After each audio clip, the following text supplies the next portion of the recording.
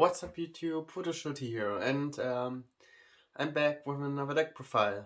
For this month I've decided to profile one of those fan favorites, one of those decks the player base seemed to enjoy a lot, and also the first ever winner of the Tangomania series, X-Saber.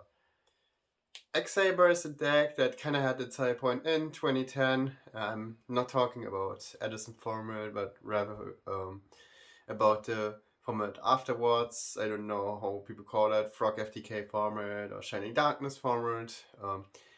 Anyway, even with Rescue Cat and Dark Soul being in the game, it still wasn't the most broken deck in this format. It still got eclipsed by Frog FTK.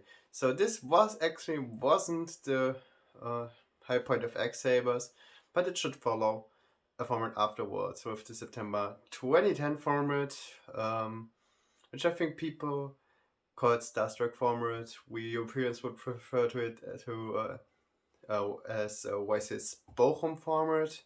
I don't know what the American equivalent was.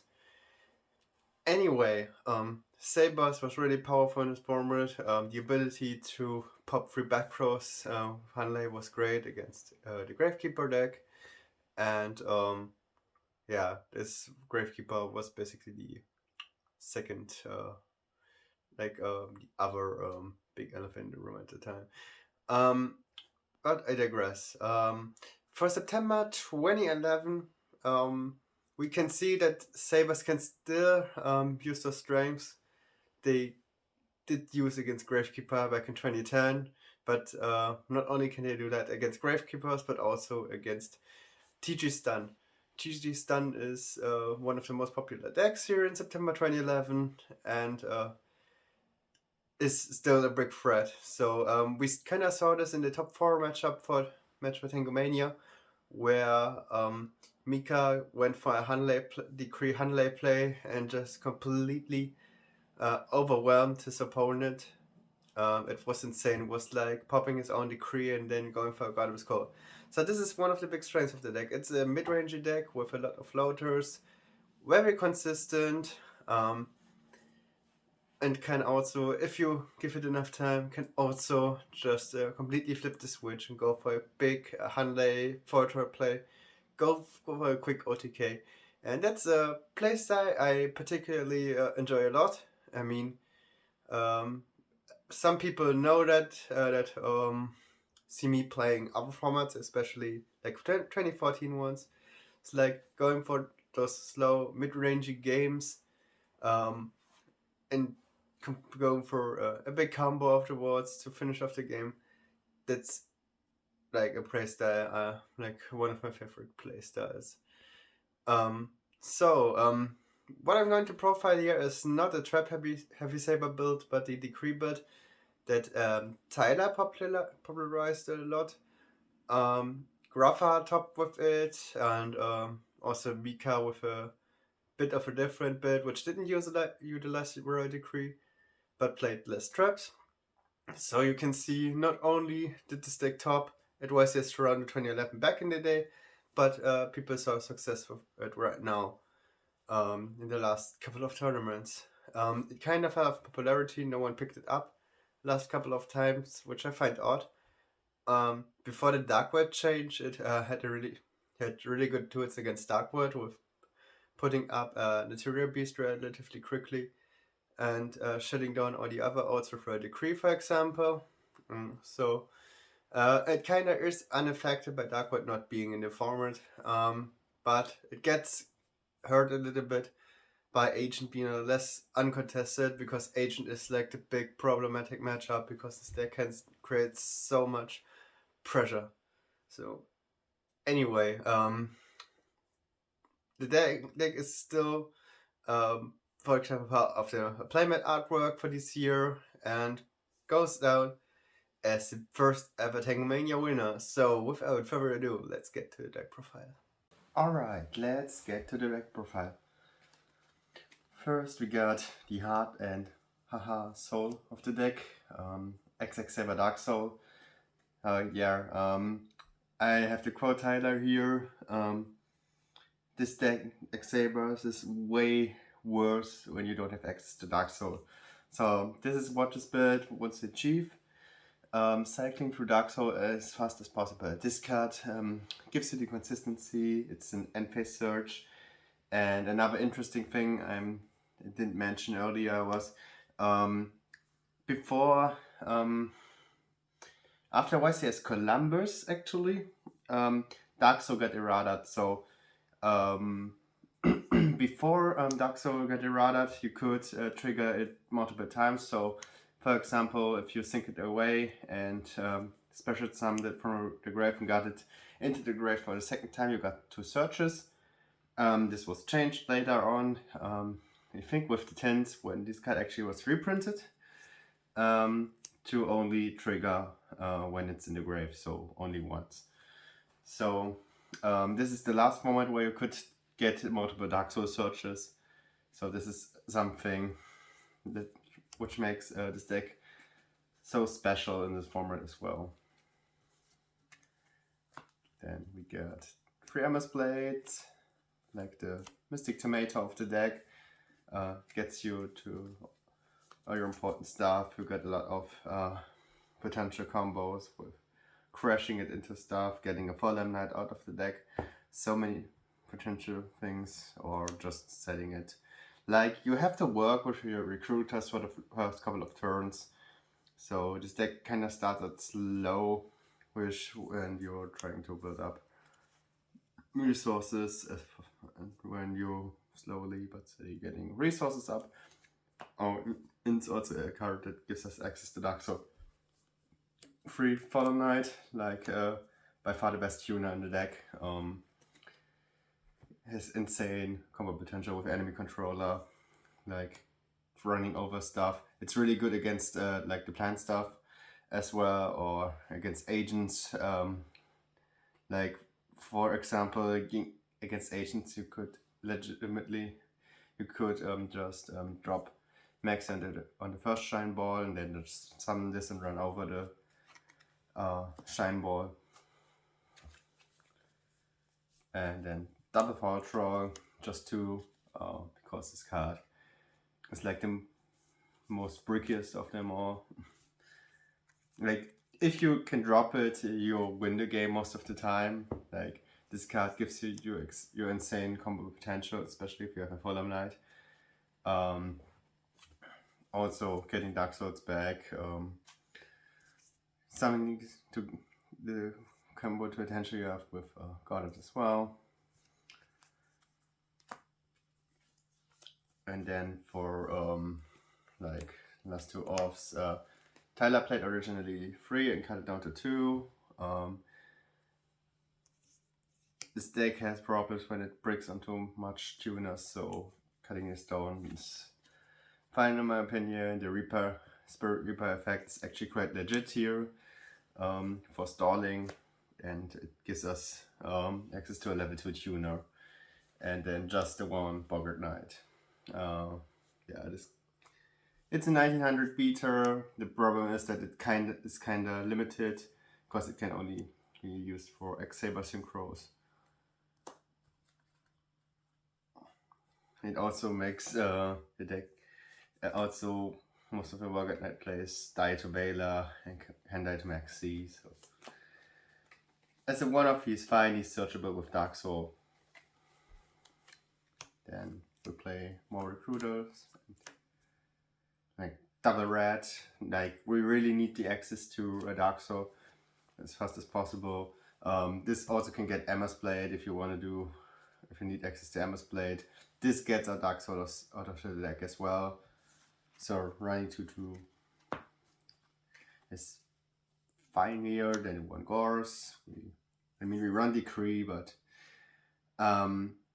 if we get pushed in, this card can be our saving grace, and we're also not able to run that much protective stuff thanks to having playing Decree in the main deck.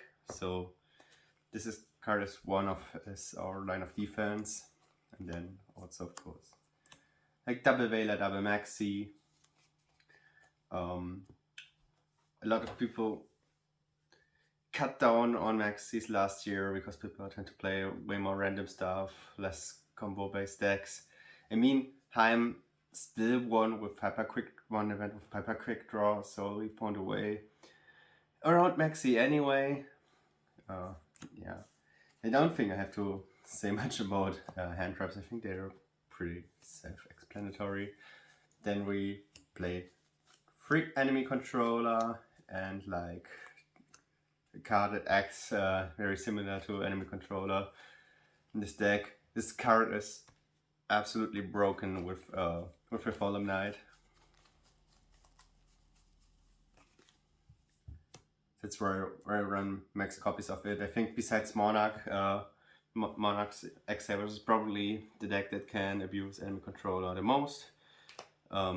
Gives Fallen Knight the target to run over, and you have a lot of those like running over Thunderking is really good, running over even over a Venus, for example, which has 0 defense, like all those high attack, low defense monsters. Something you can deal really well with it. Also running over Monarchs is something you can consider like really good card, maybe the best spell card of the deck. Then double my body, like we run double decree, triple decree, so we need like we need spell cards that are some kind of protection. This can save all big combos, like against the Tarantula, against the Mirror Force. It's chainable. It's also good to set when we don't want to die to Dark Hole. Double swap, like we play a lot of recruiters. Like swapping off an MS Blade or a Giant Rat is really good. And then more staples. You could count Book of Moon here as well, but I want to show it here with enemy controller because those two cards have kind of a similar place here in this deck. I mean, all those cards are broken. I mean, Mind Control not with Boggart Knight, but with all the other tuners. Then 40 traps, triple decree. Like in this variant, we can all against agents, or chaos, we can sight into more traps. So against anything else, this card is just a huge blowout. We saw this in the Tankamania semi-final with the Handley into the decree play, and then double Gotham Codes. We could also run free if we weren't on the decree variant, so it might you could consider siding the third one. I think this card is really good here. And in a trap version, I actually would consider running free. Like people say it's a win more card, but I don't get it. It's like a double monster. It's like a double monster reborn. Yeah, you need the X-Saber setup, but come on. This card is just a huge blowout. It's like running. It's like running just 2 Brutal Kindlings, for example. Then we go to the extra deck. 1 Gothams. Like hand loops are not that possible here. Like you can sometimes discard like 2 cards if you go for a big 4-drop play, but that's about it. But he's a big beater. So, and also an X-Saber monster that can be important. Yeah, then 1 Trish. Those are like the standard synchros. Yeah, Black Rose as well. We have to run this because of Boggart Knight. Like it's not obviously not very good to say the least, but yeah, we need it as an X-Saber name.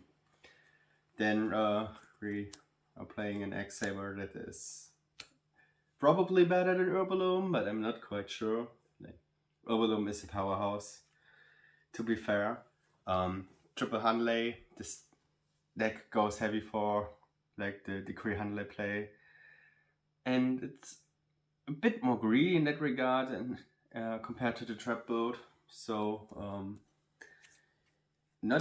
maybe you can cut the third one. Like I don't have that much experience with the deck already. Then 1 Barkion. It's like we're playing just a pure Earth deck, so it's kind of obvious. And then like generic good level 6 synchros, like we go into 6 the most. Like I still think this card is one of the most underrated cards in this format. Brian X, kind of obvious. And for the 5s, we play 1 Cataster and never busted card. Like in this deck, you can go into Net Beast with like Pasho and the Daxa relatively easily, and those two on the field together, like the Beast and the Decree on the field together, are a legitimate win condition. Not against those monster every decks, like it's, to be honest, it's not game against Agents.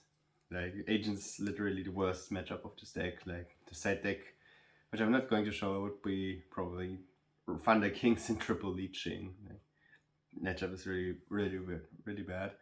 But Grappa, for example, still managed to top last event with Sabers, so he told Tyler that he could have played a lot better. So he had potential to go even more, for the win, but I don't know how he would have performed in the top cut against Agent decks. Maybe he could tell me more about it in the comment in the description. Then we got just as a generic level 4 Utopia. We don't need Roach. I don't think it's very good without the back row. The Gauss token and surround Gauss. So that was it. Like I have picked this deck up just recently, but still wanted to showcase it just before Tango Mania. Huge shout out to Tyler, obviously, since it's his list. But also to Grappa, I guess, because he piloted it as well. And also to Mika, the first ever Tango Mania winner. So yeah, this deck has a legacy, even in the modern September 2011 format, which you can see even on the current playmat, for example. Speaking of playmat, I will start a crowdfunding again for Tango Mania, which will start tomorrow. I guess tomorrow or like a day after, depending when I upload this video. So I'm not sure. It's either going out like the day after the video get uploaded, or the same day as the video gets uploaded. So stay tuned for that. We got, of course, our remote dual locals registration starting on the 2nd of January. The remote dual locals will take place on the 8th of January. And also we got a week after that, TPT takeover to test for Tango Mania, and after that the big elephant in the room, Tango Mania 3. I'm so hyped for this. It's going to be huge, and I hope you get a lot of attendance again. So that's what it from my video and for the deck profile. Thanks for watching. Until then, see you soon and goodbye.